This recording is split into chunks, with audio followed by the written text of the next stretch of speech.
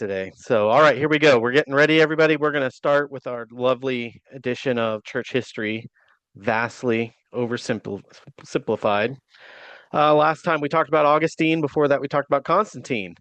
This time we do not have a name that ends in teen. We're going to talk about Christendom today, and that's kind of the overall picture. Still keeping my disclaimers. This is vastly oversimplified. I am not an expert. I'm just a dude, read up a couple books, and I will do my best to tell you when I am spewing my opinions versus what is widely accepted fact. All right, let's do it. All right, here's the big timeline overall, the whole enchilada. Today we're going to knock out that big white gap in the middle of that timeline. All right, so I got to show you here. Talk about Christendom. So on the left there, you're going to see some of the stuff we already talked about. We've already talked about Constantine. We already talked about Augustine. But we're going to hit the rest of that, and we're going to hit all the way to the right-hand side there today. So this is going to be a lot time frame, but surprisingly little happening. I mean, there's a lot happening, but we're just not going to talk about it. All right, I want you to first, this is a little different how we're going to start today, okay?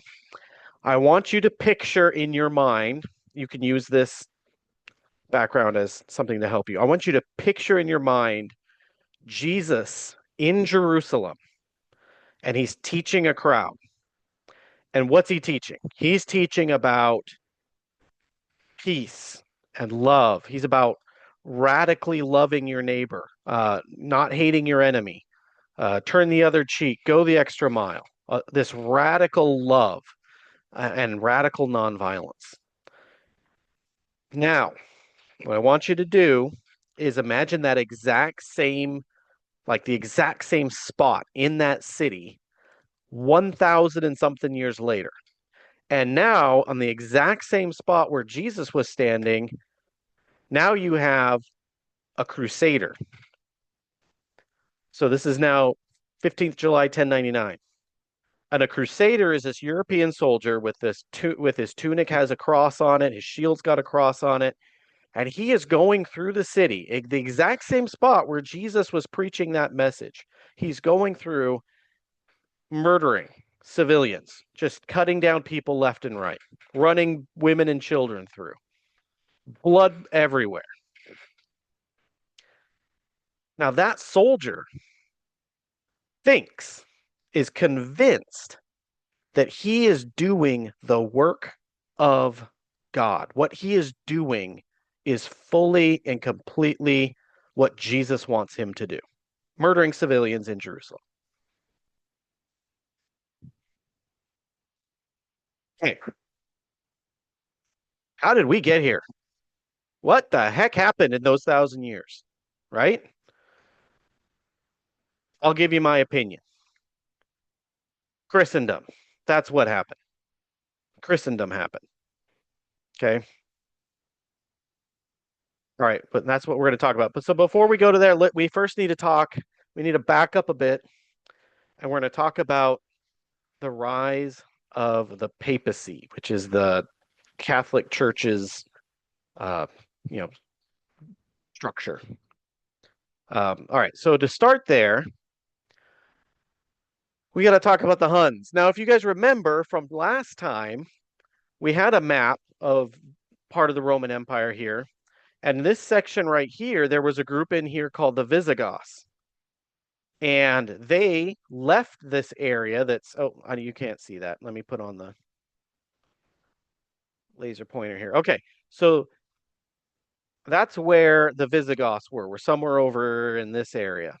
And if you remember, they were fleeing from the Huns, this group that was nomadic group that was coming in and just whooping everybody's rear.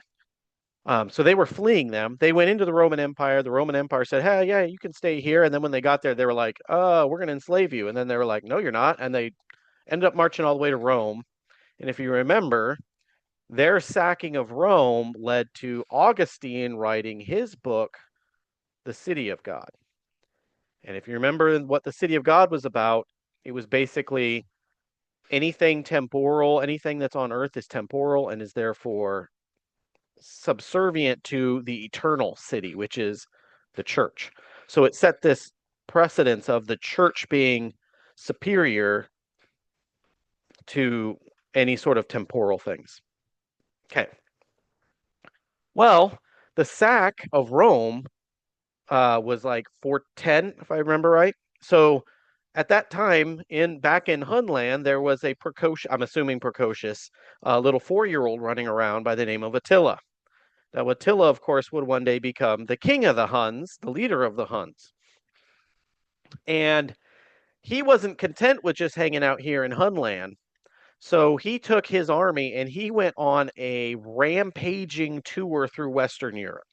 So what's today Belgium, France, Holland, all the way to the edge of Spain. Like he just went nuts and just sacked, pillaged, stole, murdered.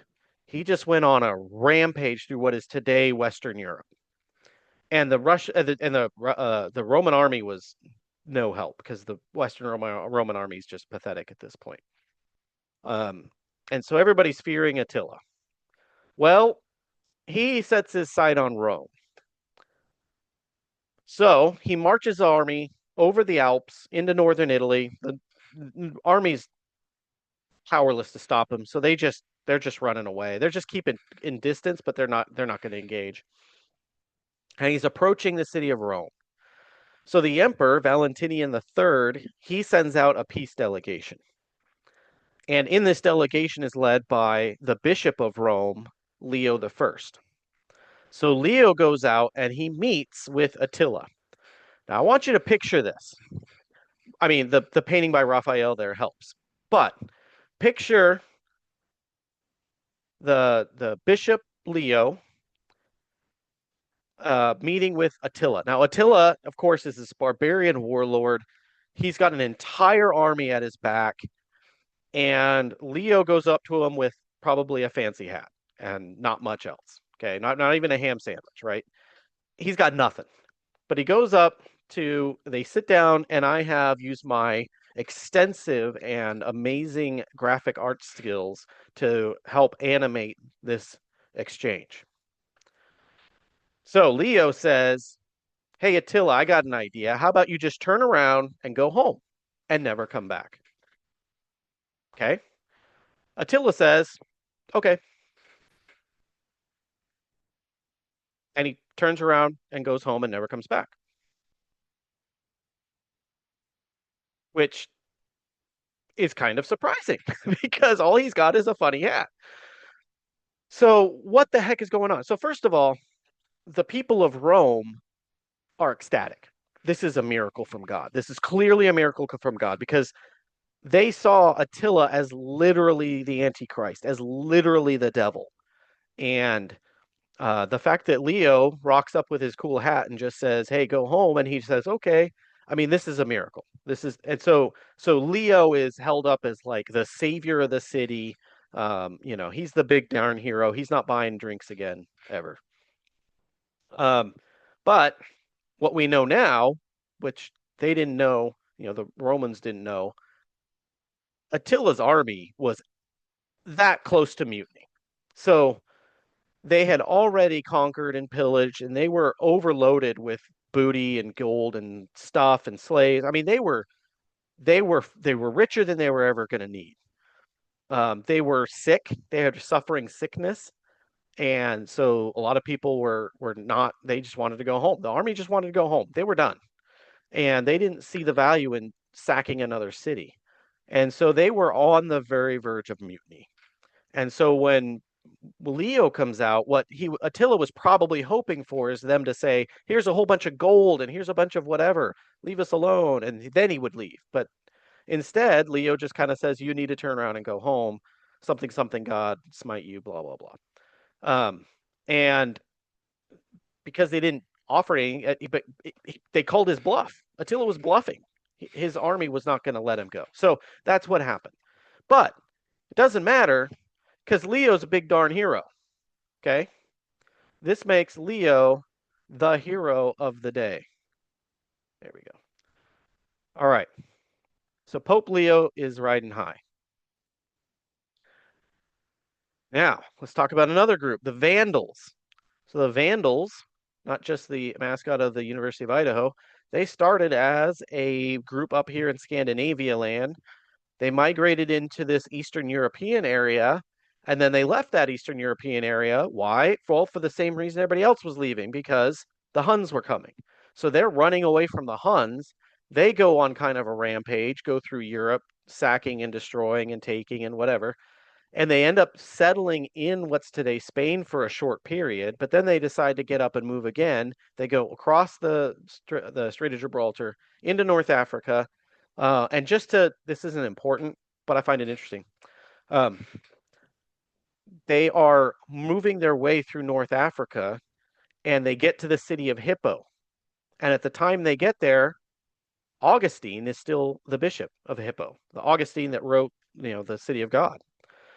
He actually dies of natural causes. Augustine dies of natural causes while the city is under siege by the Vandals. And then the city doesn't last much longer after that. I just think that's interesting because it helps tie all these things together. But anyway, and a sense of time here. But anyways, so the Vandals, they go all the way here through, make it all the way to Carthage. They're kind of settling down in here. And then they kind of get this bright idea. They're like, you know what? What if we go on a little boat trip? Who wants to go on a cruise? So they get on boats, they sail across the sea, and they land just outside Rome with their army. Panic ensues. The Romans freak out because there's an army right outside, and there's nothing to stop them. And so in their panic and their freak out, they march. They have a mob. They march on this mob. Angry mob marches onto the palace and demands that they hand over the Emperor Maximus. At this point, they want him handed over, or they're going to storm the palace. The guards basically look at each other and go, well, it's him or us, so it's him. So the guards kill the emperor, throw his body out to the crowd. They drag the body through the streets, dogs tear it apart, they throw the parts into the river. I'm sure this is a very cathartic experience for this mob, but it does nothing for the fact that there's an army of Vandals outside. So once again, Leo steps up, marches out the city, meets the Vandal leader, and just basically says, hey, I beg you for mercy. Please don't destroy the city. And the Vandals say, okay, 14 days, 2 weeks, we're going to loot. And they basically take everything that's not nailed down. But there's very little death and there's almost no destruction. The city's not destroyed. It's not burned down. And that's what the people were really worried about, is mass murder and like total destruction of the city. Because that's like what Attila would have done. When he got to a city, he killed, murdered, stole, and then he burned everything down. But the Vandals didn't do that. They took their stuff and they went home. And so once again, the Romans are like, all right, Leo, man, you helped save the day. And we're not done yet. So the emperor's dead. A bunch of the rich and powerful, like the officials, the people who were running the government, they fled. Those that could fled in front of the Vandals. Those that didn't, often most of them were captured and then taken back as prisoners to be ransomed. The government's gone. There is no more Western Roman Empire. It's done. It's over. The government collapsed. There's no city government for Rome. And so in this power vacuum, the church steps in, Leo steps in, and he has the church take over governing of the city of Rome and the surrounding area. And so in just this is, by the way, this is 3 years after, look at the dates here. This is June of 55. Attila was 53. So this is 2 years apart, or 52. So it's 3 years apart. Three years, I can math. 3 years apart between Attila showing up and the Vandals. So Leo, he's got some stuff going on for him, right? So Leo, he takes all this aura, he cashes it all in, and he undergoes his metamorphosis to his true and final form, Pope Leo the First. Yeah, I just really wanted to use the laser eyes. Okay, so that's not actually true. That's just me being dramatic, but it was really funny, I thought. So here's the deal. We got to back up a little bit before we start getting to Pope Leo. Rewind. If you remember all the way back, Constantine, 322, I think. He founds Constantinople. Okay. So, and then he moves the capital to the east, to Constantinople. That starts a divide. There's a Western Empire, there's an Eastern Empire, and there becomes a Western church and an Eastern church. So you start having two different flavors of Christianity branching out here. And it starts slow, but eventually they get very far apart. And it's over everything. Like there's disagreements over the calendar, like when Easter is, when Christmas occurs. There are disagreements over what the different kinds of liturgy you should use during the service, what kind of sacraments, what they mean, how to do them. Um, and some of the really important things are over and a church authority and church structure, all of that. And one of the biggest differences is in liturgy, in the sense that what I mean by is in the Eastern Orthodox Church, you start having icons start showing up. Now, if you've ever been to an Eastern Orthodox church, good for you. That's cool. Um, if you walk in, you'll see on the wall these pictures, these very stylized pictures of people like saints, like leaders of the church and saints. And if somebody when an Orthodox person comes into either a house or a church or something, they see one of these icons, is what they're known as icons. When they see the icon, they worship that icon. They do some sort of liturgical, like a kiss or a prayer or something, or bow, or there's some sort of acknowledgement of the icon, which looks a lot like icon worship, which we also call idolatry, right? So a lot of people like the Catholic Church looks at that and kind of says, "Hey, you're worshiping idols. Like this is idolatry." But from the Orthodox would say, "No, no, no. We know they're just a picture. We know they're just a picture. We're not worshiping the picture. We're not worshiping the person even. The icon is is like a window into the spiritual world. So you enter the church, you acknowledge the spiritual world. It's like you're entering the spiritual world when you come into the church or when you come to somebody's home or something like that. That's the argument that the Orthodox puts forward. The Catholic Church rejects that and says, nope, it's idolatry, and so this is one of the things that cause divorce between these two. And I always find it hilarious that the Catholics here are throwing stones. Because talk about living in a glass house, we talked about the saint worship and how it's basically warmed over polytheism. So I, the Catholic Church is in no position here to be like, that's idolatry. Like, come on, guys, look in the mirror. All right. Anyway, but one of the really big so it's I have a hard time trying to explain this, but you have to imagine you've got the Western Church and the Eastern Church. Okay, now you've always had bishops. Well, not always. They first lesson we talked about bishops and how that role emerged out of the need for somebody to represent a church to then go travel to these other churches or to these meetings of churches to hash out doctrine or some other issue. And then later they became like the de facto leader of the church for that city. But when they would meet, a bishop was they didn't have like a voting. So it wasn't like by just numerical voting or something like that. It was by consensus and when to decide something, and the bishops of the bigger churches had more influence than the smaller churches. So if you were the bishop of Rome, you had a lot more say than the bishop of, I don't know, Hippo, just to pick one at random. You had more influence because you were from a bigger church. But that doesn't mean that you just dictated. Like it was still by consensus. So so now you have the Western churches and then you have the Eastern Church. And one of the things that's interesting about when Constantine founds the city in Constantinople and moves the capital there, he does something unusual because normally a bishop was appointed by the church, by that church's leadership, by the elders and whatnot in the clergy in that church. Constantine appoints the bishop. He picks the guy and says, "You are my bishop of Constantinople." And all the other Eastern Orthodox, all the Eastern Empire emperors after him follow that tradition.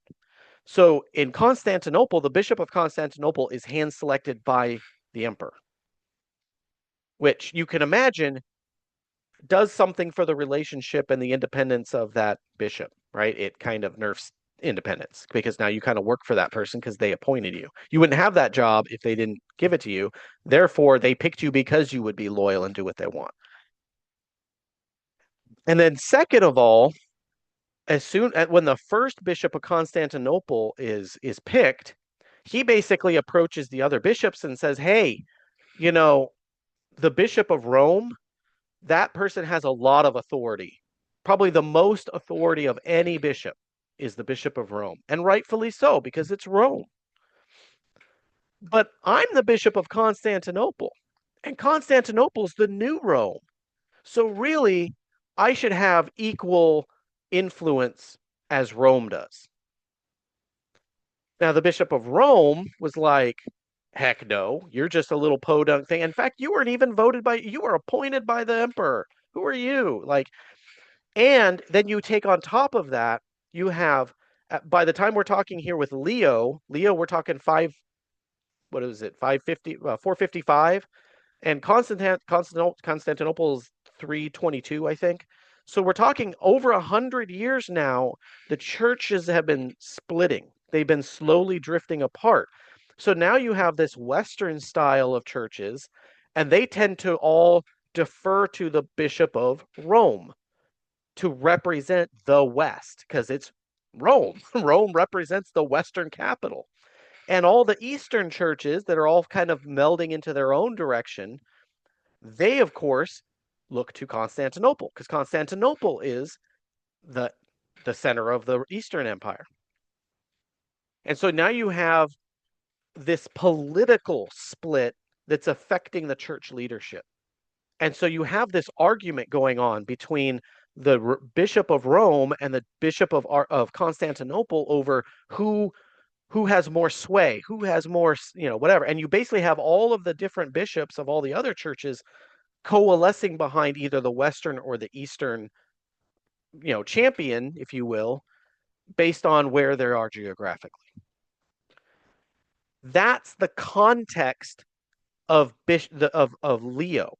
So when Leo stares down Attila, talks away the Huns, takes over government of Rome, he takes the next kind of logical step. He cashes in all of that, clout that he's gained, and he just says, "I, as the Bishop of Rome, am the bishop over all bishops." He says basically, "I'm the boss. I have authority over all the other bishops."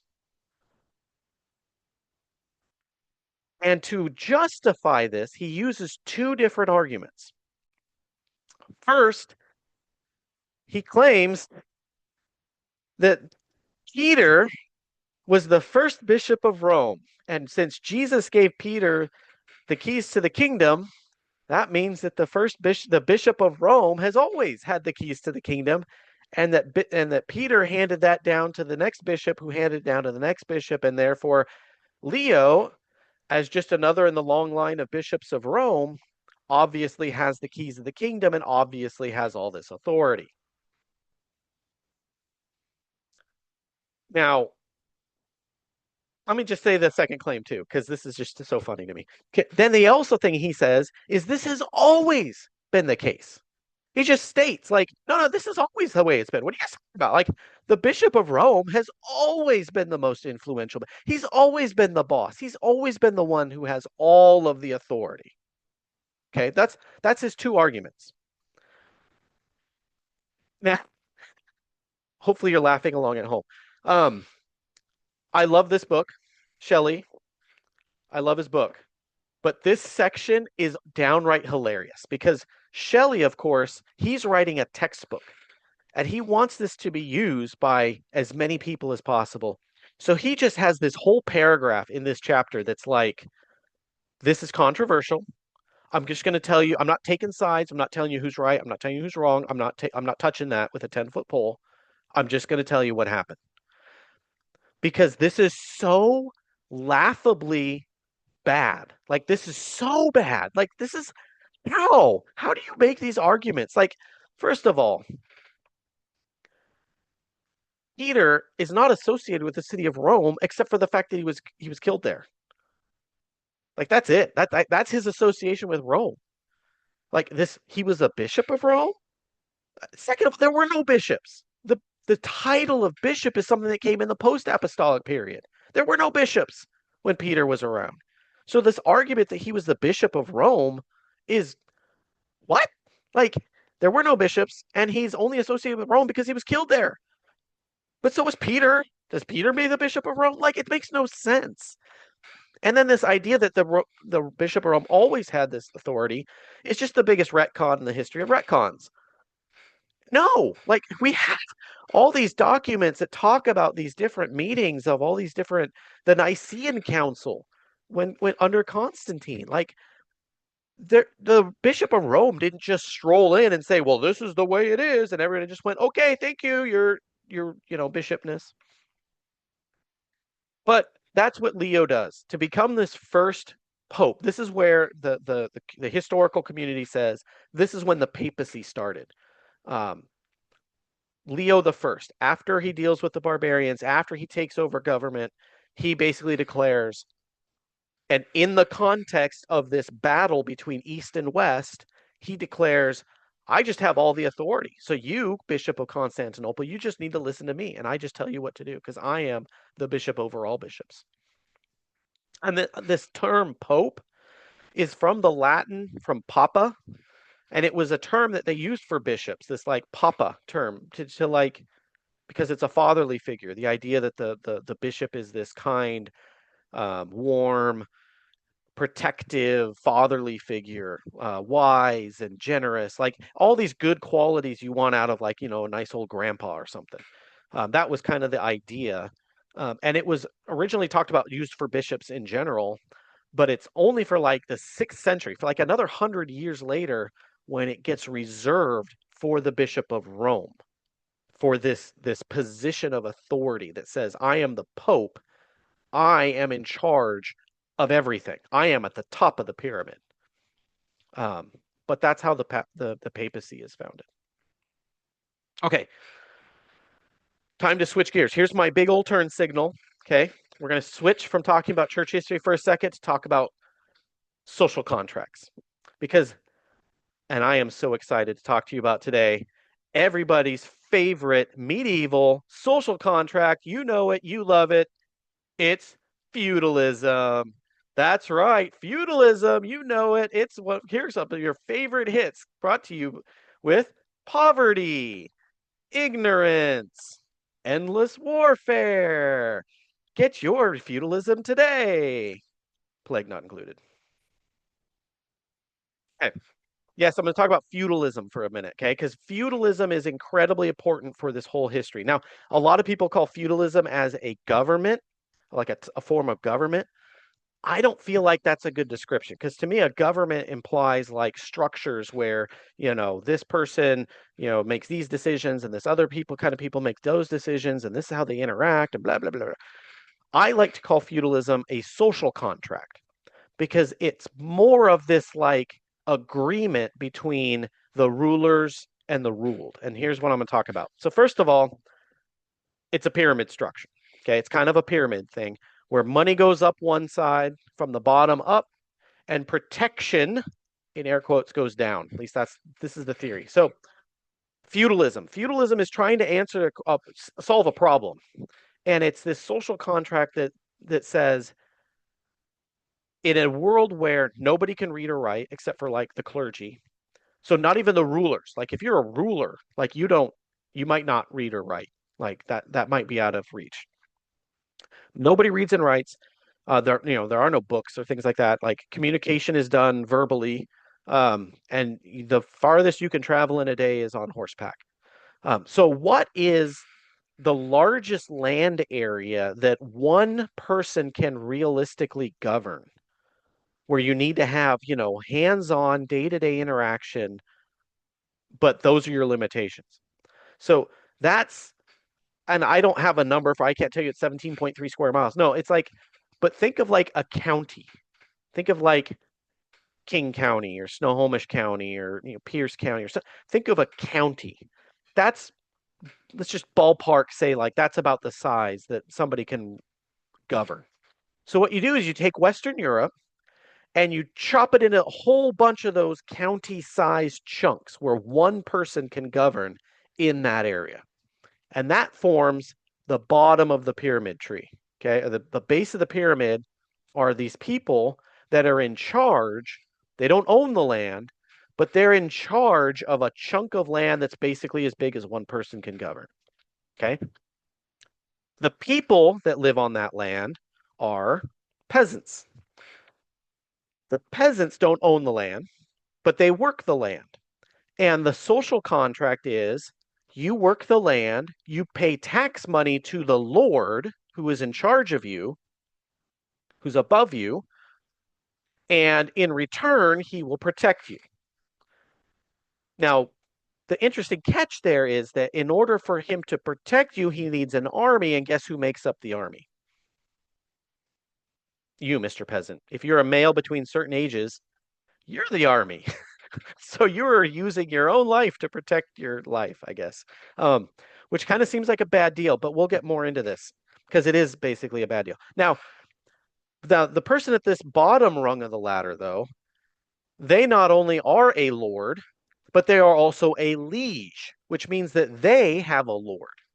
So above them, the next step up the pyramid is another group of people, and each one of them is lord over multiple people below them, making a pyramid, right? And it's the same deal.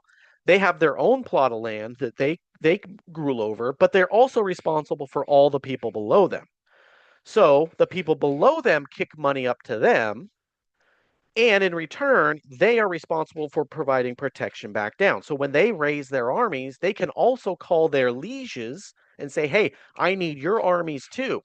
So they can pull from all the manpower pool of the people below them. And you go up and up and up the ladder like that until you get to the king. So at the top of the pyramid is the king. And the king is the one who actually owns all the land. He's the one that actually makes all the decision. He's the one that does everything. But he's delegated this responsibility down the ladder. And what else is going to say about this? Yeah, I could go on and on about this. The details aren't important.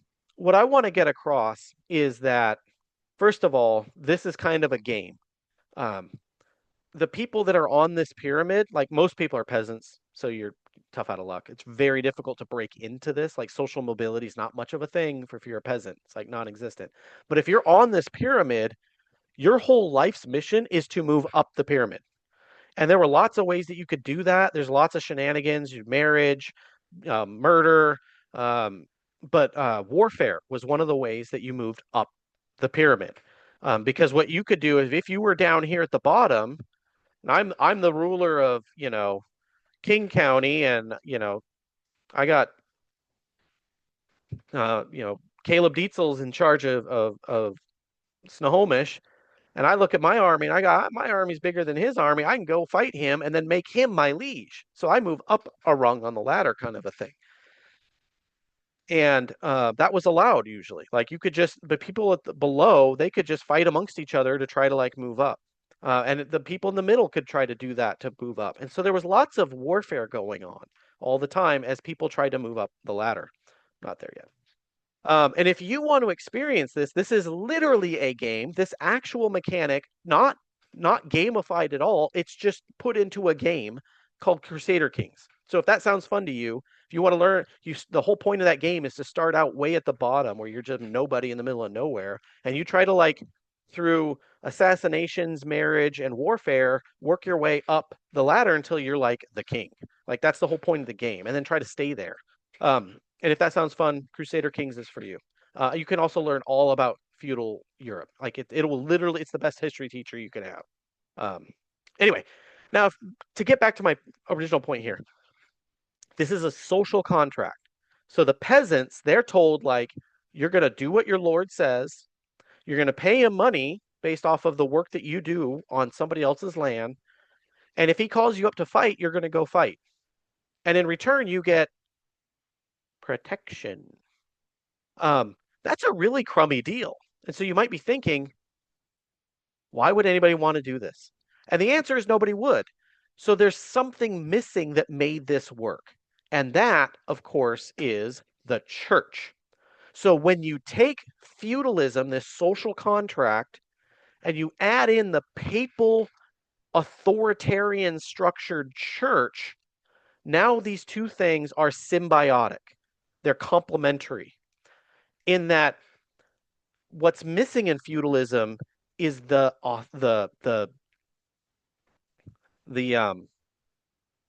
legitimacy.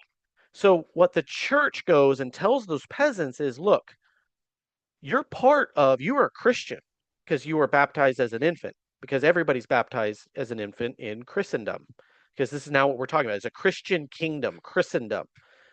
You live in a Christian kingdom where the church is in charge of all the spiritual things, and the church has officially has told you that that Lord that you're serving, he was put there by God.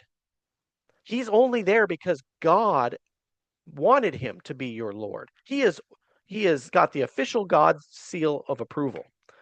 And so not only does the church provide legitimacy, but it also provides a form of accountability. And I put that in quotes for a reason, because the idea that they tell the peasants is, well, if you had a bad king, or if your king or your ruler or your whoever your lord was didn't follow their end of the social contract, or mistreated you, or was bad in some way, the church, who's watching over with God's divine, light shed on this, the church would step in and remove that person, because God would remove them from, his kingdom, because this is God's kingdom on earth. And so that gives the peasants this feeling of, that they're in the perfect utopia, like they're in the best possible kingdom because it's God's kingdom. God's in charge. The church is providing this like oversight of the governments, so that you can trust that Lord that you are slaving under, basically, he's the best that you could have. If he was anything less, God would remove him. And so this creates this kingdom sense where it's like the kingdom of God on earth is what it was supposed to be. And this also has, and this is, like I said, symbiotic. So what the church provides to the government is that legitimacy, and gives the peasants a reason to believe in it and follow it. But on the other side, the feudal lords also extend that physical protection that gets extended to the church.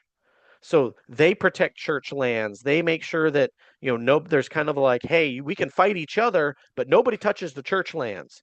Monasteries, hands off. The church, hands off. Like, don't interrupt the tithes that get sent back to Rome, right? Like, there's all of this. And if somebody was ever to like try to go and invade, like physically invade, the idea would be the Christian kings would rally their armies and march to the rescue of the Pope. That's this symbiotic relationship. Now, it's not perfect. In fact, the whole next lesson, next time we get together, we're just going to talk about the friction in this relationship and all the ways that it doesn't work. But feudalism probably would not have worked on its own. It probably would. I personally have a hard time seeing how it wouldn't have worked without this relationship with the church. And so you can't separate this whole period, this whole giant blank space in our timeline. That's what's happening. Christendom is what's happening. And it's a society where everybody is a Christian. And that's not by choice. It's not because you converted. You are conscripted at birth you are baptized as an infant. You are conscripted into this Christian kingdom. And everybody in it has to be a Christian. The church will enforce Christianity on you. There is no deviating from the path that the church dictates or that the Lord dictates. If you want to argue about the law, you don't have a foot to stand on. The church, the state can go to the church and say, hey, this guy he's not following the rules. And then you can have the church punish you. Like it's, and the whole concept is that everybody has to be a Christian because this is the kingdom of God. If you're a part of it, and again, they believe that God is literally speaking through Peter to the Pope. The Pope has Peter in his ear. And so everything the Pope says is correct. So the Pope's teaching, the church's teachings are perfect and pure. And so the government is perfect and pure because it's being led by this. And if you are arguing with this, if you are resisting, if you're not part of this society, then you are literally satanic because this is obviously God's way of doing things, is what we're doing. So this is Christendom. Yeah. All right. I think I've said enough. I hope that's clear. It's in my head. I don't know if it's clear in your head. But that's the idea of Christendom. It's this melding of the social contract of feudalism with this authoritarian Catholic Church. All right. Oh, I already said all this. Dang it, I had a slide and I just went off and talked about it for an hour. Man, I don't know what I'm doing. What time are we doing? Oh, we're doing great for time. Okay. So here's like what I'm trying to say. It's a Christian society. Everybody's a member. The state enforces the morality. And we got that from who? Augustine. Remember that? The Donatist controversy from last time we talked? This has Augustine's fingerprints all over. This is why people say that Augustine is really the spiritual founder, the person who laid the framework for the Catholic papal church. Donatist thing gave him he's the one that said, hey, the church should empower the state to enforce by force Christian morality and Christian conformity. Excommunication. Okay, so in this relationship between kings and the Pope, it's supposed to be symbiotic, but especially early. So in the time frame that we're talking about here, the Pope has the trump card. He's got the ban hammer called excommunication, which basically means you're cut off from the church. And so if a king didn't do what the Pope wanted, the Pope could always drop the excommunication card, which basically told his people under him, this person is no longer part of the church. This person is no longer part of God's kingdom, which means he's not legitimate, which means you don't have to owe him any loyalty anymore. It destroys the power base of that king. And there was like nothing the king can do, like nothing except for like crawl back on his belly and beg for forgiveness. Like, so this was a really powerful, and so the power is definitely more heavily in the Pope's camp because of this early. Like we're going to talk next class is going to talk about this more and how that kind of changes. But the kings weren't powerless, and some of the ways that they played games with the Pope was like was manipulating the church's income. Like they could try to play games with how the tithe was collected and how it was moved around and financial things like that. That was the main way that. But we'll get into that more next time. But this is Christendom. This describes Europe from approximately 450 to 1500. So 1,000 years. 1,000 years. This is what describes Europe. This kind of a thing. Okay. Now I'm going to jump again, temporal time skip. Sorry if you're getting a temporal whiplash. We're going to jump way ahead. Way ahead. Okay. I didn't talk about the Great Schism. I was talking about the East-West split. What's amazing is during this time, this giant white gap here on the middle of my timeline here, the Eastern Church and the Western Church are still in fellowship with each other. They still are considering themselves as one church, which is kind of amazing because they are just so far. It's like this marriage where the husband and wife are like they have been diverging for years and years and years, and it just keeps getting worse and worse, but they just refuse to split up for some stubborn reason. until finally something breaks. That break came in 1055 with the Great Schism. So 700 years the two it took to finally divorce. But in the Great Schism, that's when the Pope in Rome sends a he excommunicates the Archbishop of Constantinople. Basically says you're no longer a Christian. And of course, the Archbishop of Constantinople says, "Who are you? You're not a Christian either." Blah, blah. And that's the official That's when officially now there are two Christians, two different types of Christians. Is in 1055. That's when that happens. But that's not the point I want to make. Not long after that, we have the Crusade, the First Crusade. Now, what's going on in this giant white space? Inside Europe, you have the pyramid scheme. Okay, feudalism is happening. So you've got that pyramid scheme, and you've got people all over that pyramid constantly trying to climb the pyramid. They're playing the game. They're playing Crusader Kings. They're trying to climb the ladder. They're trying to move up the pyramid. And that means there's a lot of war. There's constant low-level warfare going on. If you know anything about war, is that it's the most economically wasteful activity known to humanity. And so it's destroying the tax base of Europe. It's depressing, the money generated that's going into tithes to the church. And it's also weakening Europe. It's also dividing Europe. It's keeping Europe constantly out fighting with each other.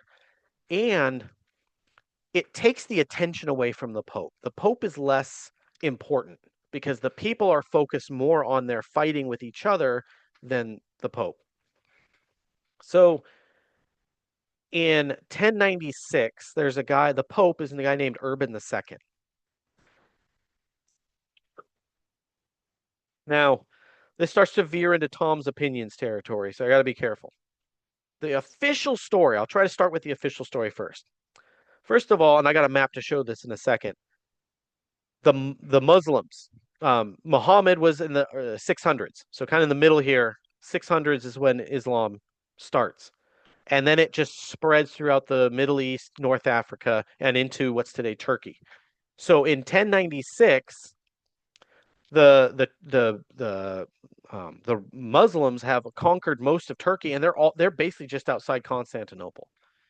And the Eastern Empire, by this time, they don't call themselves Romans anymore. They call themselves Byzantines. They're the Byzantine Empire, the Byzantium. So the Byzantians, they are basically they're kind of desperate. And so as kind of like what I think is a desperate Hail Mary, they start asking for the Europeans, the Western Europeans, to try to come and help them against the Muslims. But the Western Europeans don't care. They're like, whatever, you're our ex. Like we've divorced. We don't care about you anymore. We got our own things going on. Now, official story says that the Byzantians told the Pope, "Hey, all of those." Okay, let me use the map. Okay, let me show the map. So here's our map. There's Rome. All of this in gray over here. This is like Western Europe. This is where the Christendom is going on.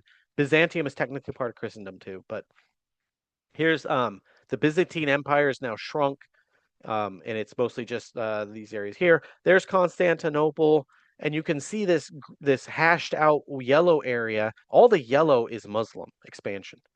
So you can see they started way down here in like Medina and Mecca, down here in what's today Saudi Arabia. They spread to Jerusalem because, of course, Jerusalem is where, according to Islam belief, that Muhammad ascended into heaven instead of dying. So that Jerusalem's a holy city as well. They take over the whole Middle East. They go through the entire North Africa, all the way into Spain. That's a fun story.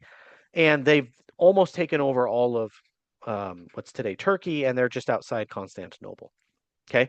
But during this whole time, for Europeans, for the Western Europeans, one of the big life goals was to go on a pilgrimage to the Holy Land.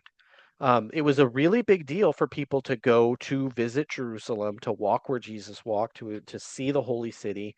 That was like a big thing that everybody aspired to, rich and poor. Like, so if you were rich, of course, you could just pay for it. You could go on a journey and all expenses paid. But if you were poor, people would literally go on like missions where they would hitchhike and they would walk there, and then as they would go, they would stop at farms and do work for a farm just to like earn enough money to, to eat, to get to the next town, and just do this for years. And eventually, anyway, the point is, traveling to the Holy Land was a really big deal. And lots of Europeans did it, and it was a cash cow for the Muslims. And the Muslims knew it. And so the Muslims, they did the best they could to protect these pilgrims, to let them in. They were like, hey, come, spend your money here. Like, you know, we'll show you all the fun things. Um, so what's interesting is Constantinople starts telling the Pope Urban, hey, um, those bad evil Muslims, they've been robbing and killing pilgrims going to and from Jerusalem. They've been killing them. So you guys should like do something about that. Now, the official story is that Pope Urban hears about this, mistreatment, and that's what inspires him to call a crusade. And now, what's a crusade? Well, I don't even know if the word existed before this, but he basically just says, hey, Christendom, all you kings, stop fighting each other. You have a common enemy, the evil Muslim, the pagan Muslim, the infidel. Like you need to go fight them. You need to go take back, conquer the Holy Land, and protect the pilgrims who want to go and peacefully travel to Jerusalem. Now, one of the most fascinating events is the First Crusade, because he calls this crusade, and I don't think anybody had any idea how successful this would be. Like, you've got Europeans like French and English and German, and all these people are just fighting, killing each other, and they just stop.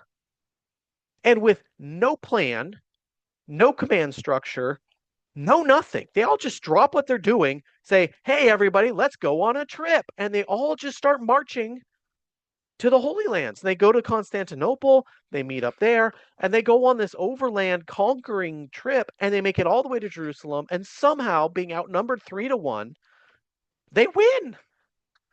It's this miracle, basically, of like, how?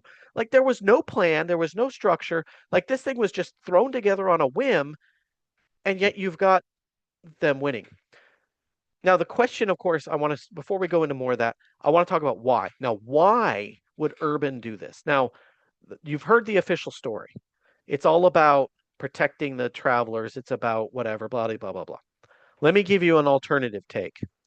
Because when he called this, he said it's your duty for all of Christendom to go on crusade, to go help this army, to go fight against these guys. But I understand that not all of you can do that. So if you instead donate to the church, which we will, of course, use those donations to help the army, wink, wink, totally not just take it ourselves. We'll take that money and then we will help the army. And so you can do that instead of serving. But everybody needs to like be part of this crusade. And this, for some reason, just resonated with the people of Europe. All these kings basically dropped what they were doing. They took their armies, they threw money at it. The church was raking in money. Of course, they didn't spend any of it on the Crusades, but they were pouring in money, and now all of a sudden everybody was unified. All of Europe was talking about the crusade and was talking about the church and was talking about Pope Urban. My opinion, Tom's opinion here, I think this was a brilliant move by Urban to try to A, make a ton of money, and B, to really elevate the authority, the visibility, the prominence of the church, and especially the Pope. Like, this was as much a power and money grab as it was anything else, in my opinion. You've heard the official tale, but that's what my opinion is. So anyways, 1099, 15th of July, 1099, this ragtag thrown together, no command structure, no plan, just threw it all together at the last minute army somehow makes it to Jerusalem, wins a battle, sieges the city, and in the 15th of July, 1099, they break through, and these soldiers, these crusaders, they are running through the city. The same steps that Jesus taught nonviolence. He's there murdering men, women, children, doesn't matter. He doesn't care. Why? Why? Why is he there? Why is he doing it? Why does he think that he's doing God's work? Well, first of all, his Lord told him to. He's the liege of some Lord. He's answering he's got a boss. His boss says, do this. He says, yes, boss. Now, why does that have anything to do with anything? Because he thinks his boss is getting directions from God. He thinks that his boss is part of this Christendom, this perfect utopic society that couldn't be any better because God is literally in charge of it. So if his boss is telling him to go kill people, that must be what God wants. Second of all, the Pope literally told him that. The Pope is the one who's got literally St. Peter in his ear telling him everything that he needs to know, is saying, hey, go kill these people. So if the Pope said it, and the Pope even says, hey, you go and fight in a crusade, you're going to skip purgatory. Now, we haven't talked about purgatory. I'm going to talk about that next week. But basically, it's like a free pass into heaven. It's like it's like the fast pass to get into heaven, okay? So all of these reasons, this guy thinks he's literally doing the work of God as he's murdering people, committing literal war crimes. And how did we get here? Christendom. Christendom is how we got here. And I'm going to okay, giant Tom's opinion here. Okay, I'm done teaching. Now I'm going to start preaching, and I promise I'll keep it really short. But I can't not say this. I have to throw my opinion in here and do a tiny bit of preaching. Christendom is bad. When you mix religion and politics, you get Christendom, and that's bad. That's how you end up with the Crusades. That's how you end up with Salem witch trials. That's how you end up with the Spanish Inquisition. That's how you have people doing horrific evil things in the name of Jesus. That's how you get there. And I'm saying this because I still today hear people who are very spiritual and whatever are in like a church setting saying things like, well, if you don't vote for whatever, you're not a Christian, or I'm going to judge your, that's not what God wants. God wants you to vote. God doesn't care how you vote. And if you are arguing that your vote is somehow, or your political actions are somehow in any way attached to your Christianity-ness, your spiritualness, then you are arguing for Christendom. And that's bad. So don't do that. Okay. Preaching over. All right. That's the end. What am I going to say? I'm going to say I'm right on time, pretty much. So pat on my back. Uh, in 2 weeks, we'll meet again. We're going to talk more about the Catholic Church, and we're getting into the Reformation. And this is the last giant temporal skip. We're going to have a lot shorter next. But anyways, thank you so much. Appreciate everybody listening to me ramble on. And thank you. Thank you, Tom.